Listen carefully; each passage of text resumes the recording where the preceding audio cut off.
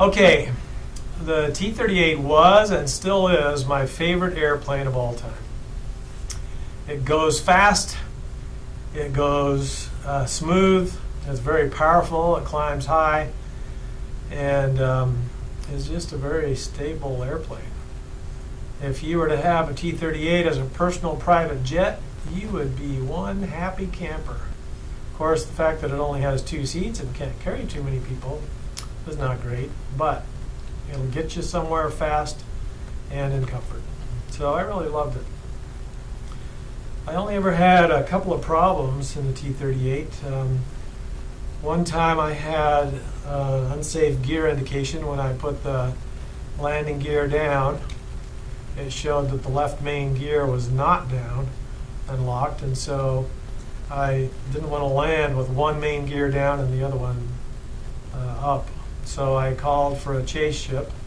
A chase ship is another aircraft that pulls up alongside you and looks you over.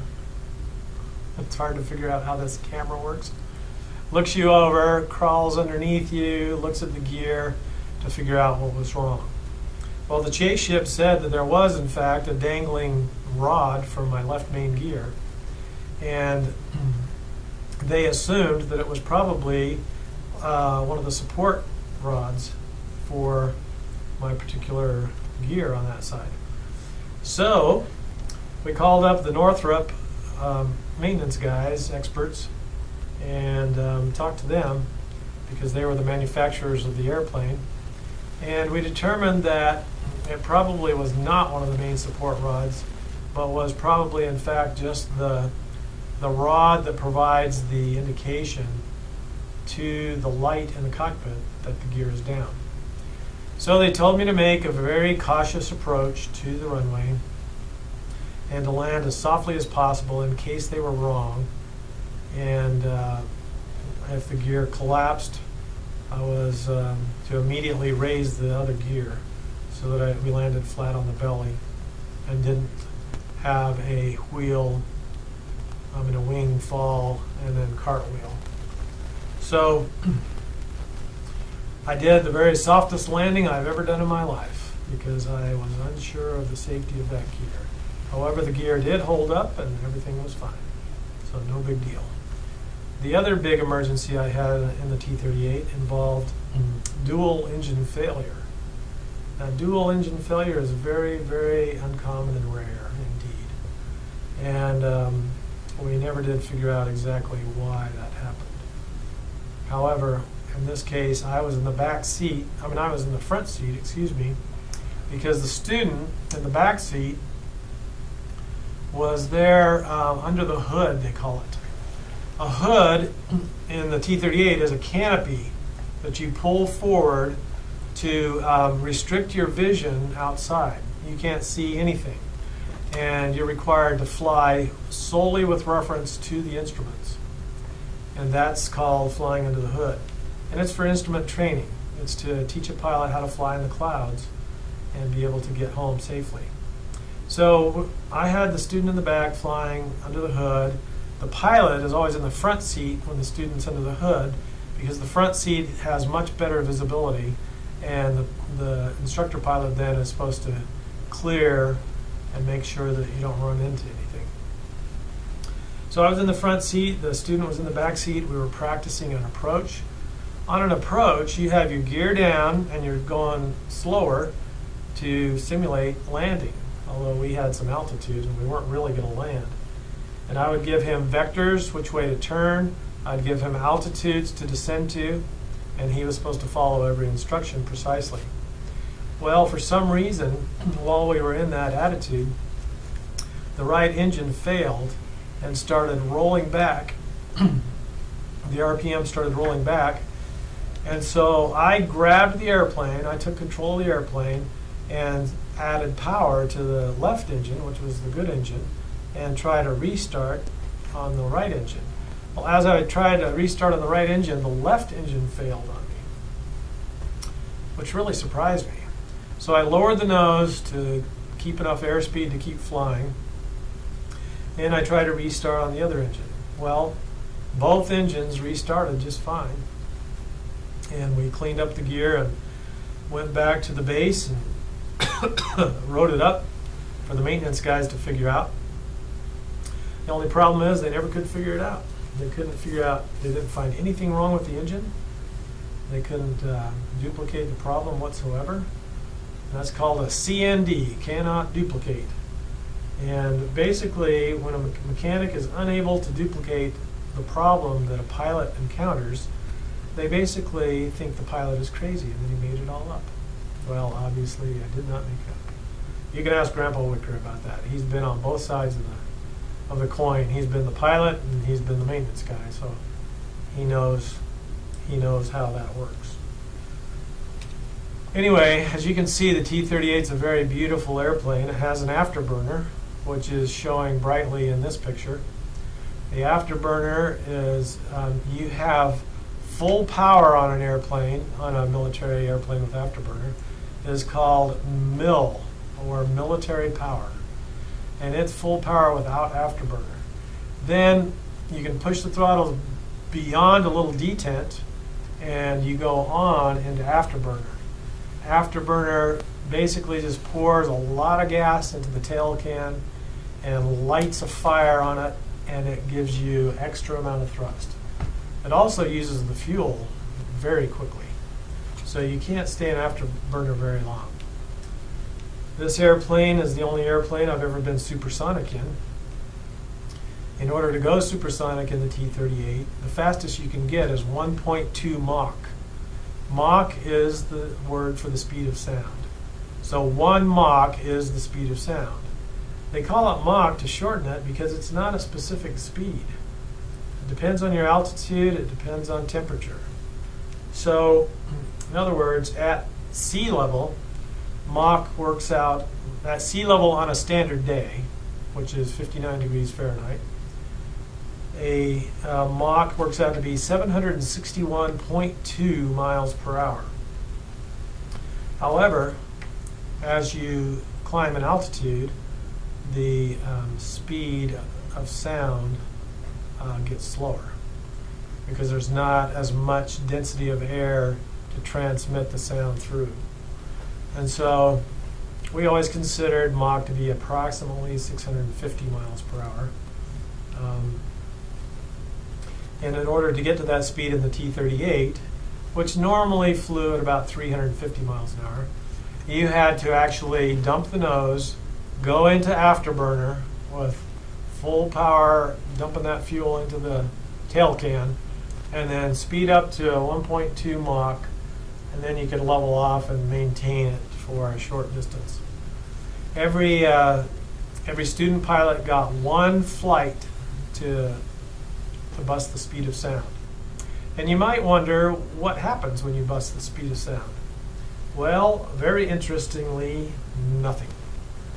You do not hear any sound. You do not feel any buffeting, at least in the T-38. Now, when they were first experimenting with going beyond the speed of sound, they did not have the design features built into the airplanes, and there was buffeting, and there was some control issues. But by the time the T-38 came along, all that had been worked out by the aerodynamic engineers, and there was no longer any problem whatsoever. So the only indication you got, besides the airspeed indicator telling you, or the Mach indicator telling you that you were 1.0 Mach or beyond, was that the airspeed indicator actually did a little burble, and it decreased and then went right back to where it was. That was your indication that you had just gone through the speed of sound. Because what happened is that as your pitot boom, if you look right here on the airplane, oh, I can't reach it, right there, you see that little pipe sticking out of the nose? That's called the pitot boom. And it's basically a pipe that sticks into the ram air and measures how fast air is entering that little hole in that pipe. Well, when you approach the speed of sound, you build up a barrier, or a shock wave, I should say, that looks kind of like this. And your pitot boom, as it penetrates that shock wave, In other words, you're below the speed of sound here, but you're building up a shock wave. And as you get faster and faster, you actually penetrate the shock wave and go through it. That's the point at which your airspeed indicator makes that little jump, telling you that you have just penetrated the shock wave and are now faster than the speed of sound. That's the only indication you ever get. So it's rather anticlimactic, except to be able to say that you have flown at faster than the speed of sound, which at one time was thought to be impossible. So it was a neat thing to do. But look at how far the fan of that Afterburner goes. It's really a beautiful sight. This is a picture taken of one of my buddies, Tom Kempf. And also, actually, this is probably Brian Scholl. He was the photographer who took most of these pictures. In the background is Mount Rainier, R-A-N-I-E-R, in Northern California. And it's the mountain that was underneath the military operating area where we did most of our work in the T-38 out there. Beautiful mountain. It actually had a pathway to that people would climb to the top, and we'd sometimes see climbers climbing up there, and we'd kind of buzz them. And they liked that, we think, because they always waved at us. But sometimes we got a little rambunctious, as young captains will do, and we'd buzz up the side of this ridge here. Oh man, how do you do it? This ridge, and we'd buzz up the side of it, get down along where the hikers were, hit Afterburner, and then pull away like that, and we'd give them a real show. So that was kind of fun. But this is two T-38s in formation. We flew what's called Fingertip Formation, which is basically 3 inches of wingtip separation. The lead aircraft flies very smoothly so that the number 2 can be there. And you guys have heard me say, when we've driven in Caravan, the number 2's job is to be there. Well, that's where this comes from. The lead does whatever he wants, and number 2 has to follow. And you follow by maintaining that 3-inch or 3-foot separation. I'll show you. There's what the wing, that's what a delta wing looks like.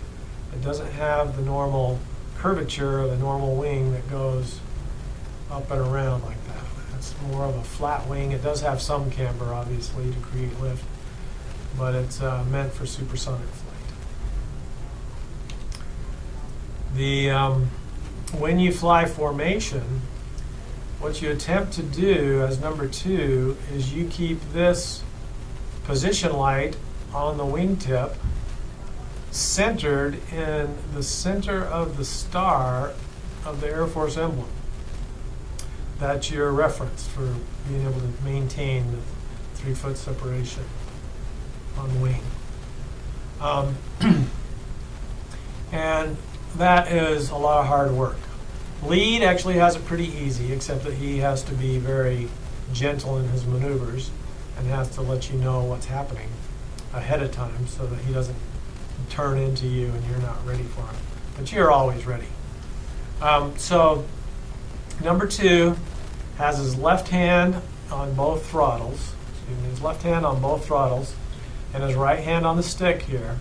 And in order to stay in position, number 2 is constantly maneuvering the throttles one at a time, back and forth, and manipulating the stick left, right, forward, and back in tiny little corrective movements in order to keep yourself in position at all times. So you can imagine flying around like this for an hour and a half is definitely going to get you tired, and it's very fatiguing. But it was one of the most fun things I ever did, and it was one of the most challenging things I ever did. And I loved flying formation, as did most pilots. There are other types of formation besides what we call is fingertip formation. There is close trail, where number 2 slides underneath number 1 and flies around with him like that. That's called close trail. And then you have extended trail, well, where you draw it back and under, sometimes up to a mile. And then you've got tactical formation, where if this is the lead here, number 2 goes out about 2,000 feet to the side. Well, I got to do this the other way. Let's make this number 1. Number 2 goes way out 2,000 feet to the side and 1,000 feet above. That's called tactical formation. So we had various types of formation. Most of the time we flew in 2-ship formations. That means 2 airplanes together. But sometimes we flew in 4-ship formations. 4 ships are basically two ships put together. And they're more like what you see with the jet demonstration teams, the Thunderbirds in the Air Force and the Blue Angels in the Navy. Here's another nice sunset shot. There's a picture of the T-38 on the ground. You can see that in this particular shot, we've got a cross-country pod under the belly, which allows you to put suitcases for your overnight stay in there, because there's absolutely no place to put it in the cockpit. So I only ever flew with a pod once. We just didn't do that very much. But the wing commander, if he had to go on a trip, he often took the pod. This is the speed brake, one of the speed brakes. The other one is behind here. You can't see it very well. The speed brake is actuated by a little switch on the throttle with your left thumb. And the purpose of the speed brake is to basically throw a barn door down into the airstream to slow you down very quickly. And it's a very useful thing to have, especially in formation, because oftentimes what we would do when we were in extended trail is we had to do what are called rejoins.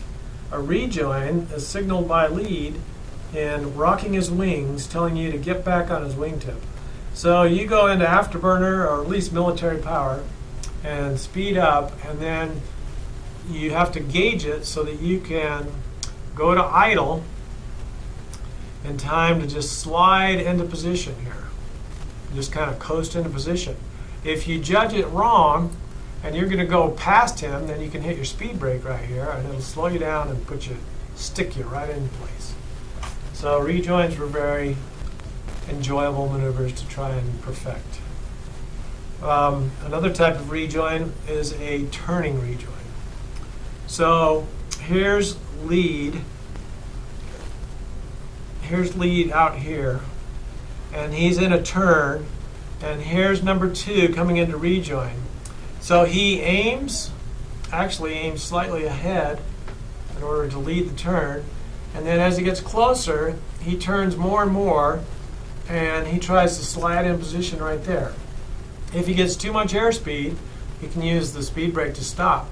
But if the speed brake doesn't even stop him, then he does what's called an overshoot, and he slides underneath the other aircraft and then pulls back into position like that. That's called a turning rejoin.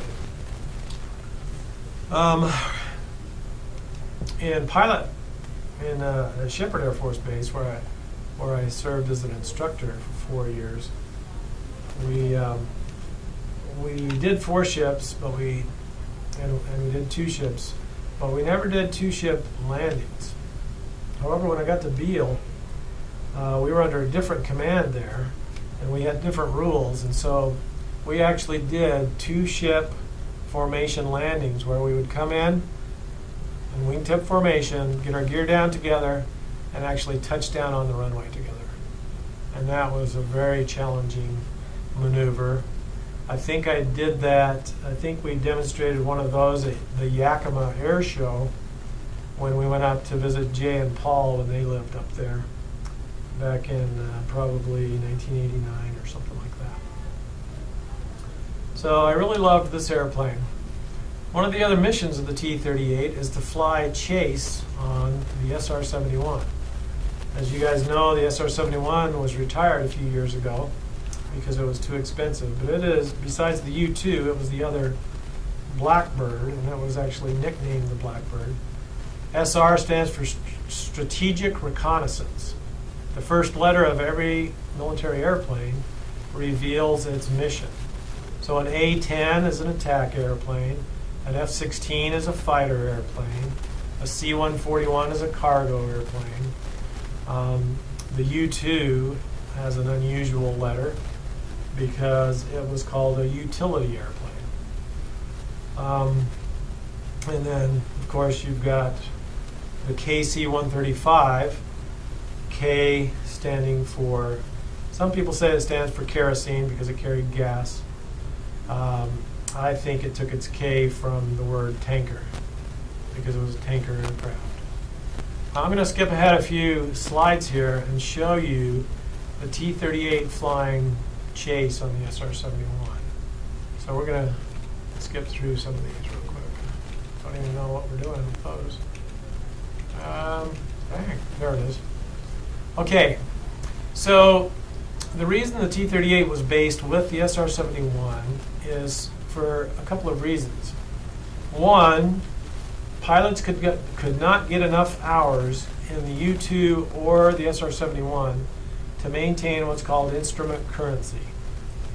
And instrument currency was required for you to be able to fly under instrument flight rules and be able to go out and fly in the weather.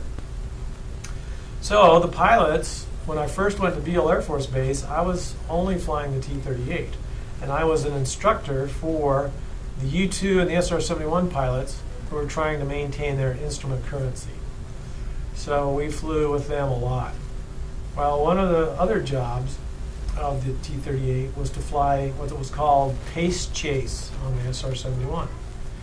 Pace chase mission was to intercept and fly in with an SR-71 coming home from a mission and look it over real good for any damage from the extreme heat that it encounters at 3 Mach 3, 3 times the speed of sound.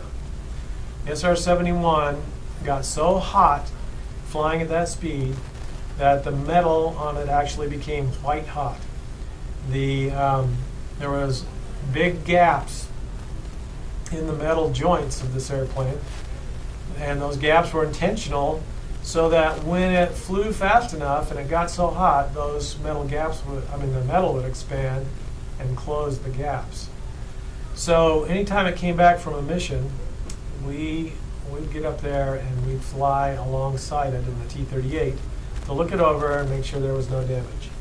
When they put down their gear, we would actually fly underneath it, look at its gear, make sure it was down and locked correctly, because the SR-71 was such a expensive airplane that they wanted to make sure that they never had any accidents with it. Of course, there were accidents with it, but this was a step to try and keep that from happening. There's a good shot. There's some of my good buddies that I flew the T-38 with at Beale Air Force Base. We were at Beale Air Force Base from 1988 until 1991. Excuse me. No, I'm sorry. We were there from 1987 until we were there from 1985 till 1988, flying the T-38. And then when I transitioned in 1987 to the U-2, we flew there for about 6 or 8 months. I think it was 8 months. And then we were transferred to RAF Alconbury in England to continue to fly the U-2. The only thing is, the U-2 was called the TR-1 in England. And there's a political reason for that. The TR-1 stands for Tactical Reconnaissance Aircraft. And it was exactly the same airplane as the U-2. Exactly. You could not tell the difference as a pilot, as an onlooker, as anybody. But because the U-2 had a bad reputation from Gary Powers getting shot down over Russia in 1960 on May Day, and from the some other incidents. The political posture of England at the time, when the United States asked for permission to base the U-2 in England, the political climate was such that the British government could not allow the U-2 to be based for political reasons. So the United States said they renamed some of their U-2s the TR-1, and they went back to the British government and said, hey, can we base the TR-1 in the United Kingdom? Well, the British government, of course, knew what we were doing, but they knew that the public didn't know that the TR-1 was exactly the same airplane. Thinking it was a completely different airplane, the political ramifications of allowing it to be based there would not be the same. And so the TR-1 was based in the United Kingdom, and that's when our little family moved to RAF Alconbury. And I'll tell that story another time. I want to finish up with the T-38 by showing you these guys here. Bob Hobart on the left. Kathy, next in her blue coat, is standing next to her boyfriend at the time, who later became her husband, Tom Kemp. And then Al Kittleston is there. And then the guy on the right, I cannot remember his name right now, but he was the standardization evaluation pilot. He was the one who, basically a check pilot, who made sure the rest of us were flying safe. There they all are again, only this time you have Tom Kemp on the left, Bob Hobart, and then Brian Scholl. Brian Scholl was a SR-71 pilot who had been badly burned in a previous aircraft accident and became a very excellent photographer.